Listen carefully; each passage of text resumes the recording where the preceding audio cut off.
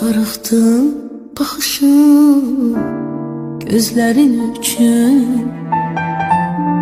gözünə yaraşan kədərin üçün.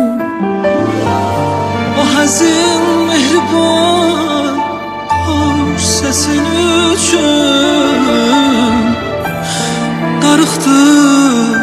darıxdım mən sənin üçün. Darıxdım